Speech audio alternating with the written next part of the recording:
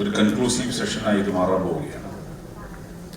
വളരെ ഫ്രൂട്ട്ഫുള്ളായ ചർച്ച,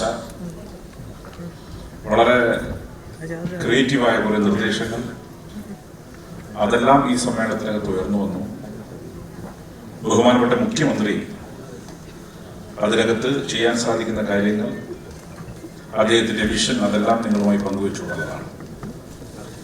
ഇവിടെ നേരത്തെ പരാമർശിച്ചതുപോലെ ഒരു സംസ്ഥാനത്തിനും അവകാശപ്പെടാൻ സാധിക്കാത്ത ഒരു കേരള മോഡലാണ് ലോക കേരള സഭ. ഒരു സംസ്ഥാനത്തിനും ഇന്നേ വരെ അവകാശപ്പെടാൻ സാധിക്കാത്ത. ആരോഗ്യത്തിൽ കേരള മോഡലുണ്ട്, വിദ്യാഭ്യാസത്തിനും കേരള മോഡലുണ്ട്.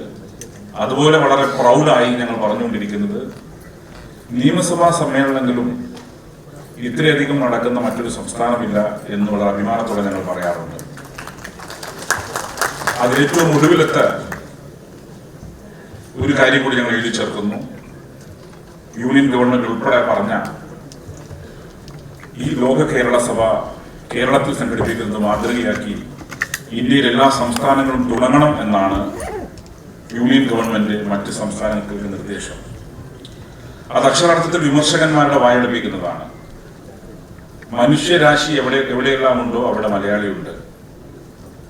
ലോക കേരള സഭ കൊണ്ട് എന്ത് നേട്ടമുണ്ടായെന്ന ചോദ്യത്തിന്റെ ഏറ്റവും ലളിതമായ ഉത്തരം മലയാളിക്കുണ്ടായ ഇൻസെക്യൂർ ഫീലിംഗ് മാറി എന്നുള്ളതാണ്. ലോകത്തെല്ലായിടത്തും നമ്മൾ ജോലിക്ക് പോകുന്നു. ഇവിടെ പലരും ജോലിക്ക് ഇവിടെ വന്ന് കാര്യങ്ങൾ സംസാരിച്ചവരിൽ എല്ലാ ക്ലാസ്സും ഉണ്ട്. വ്യത്യസ്ത ജോലി ചെയ്യുന്നവരുണ്ട്. അവരവരുടെ ആശങ്കകൾ പങ്കുവെച്ചപ്പം അങ്ങനെ പല ജോലിക്കും ഉയർന്ന ഉദ്യോഗസ്ഥന്മാർ മുതൽ വലിയ ബിസിനസ്മാൻമാർ ഉൾപ്പെടെ ഗൾഫാർ യൂസഫ് അലിക്കെ പോലെ, ഗൾഫാർ ഉമാലിക്കെ പോലുള്ള വലിയ ബിസിനസ് ഗ്രൂപ്പുകാരും ബിസിനസ് ജയൻസും ഒപ്പം സാധാരണക്കാരായ ആളുകൾ ഉൾപ്പെടെ പ്രവാസ ലോകത്തുണ്ട് എന്നുള്ളതാണ്. അതുകൊണ്ട് തന്നെയാണ് കേരളം ഈ നിലയിലേക്ക് മാറിയത്.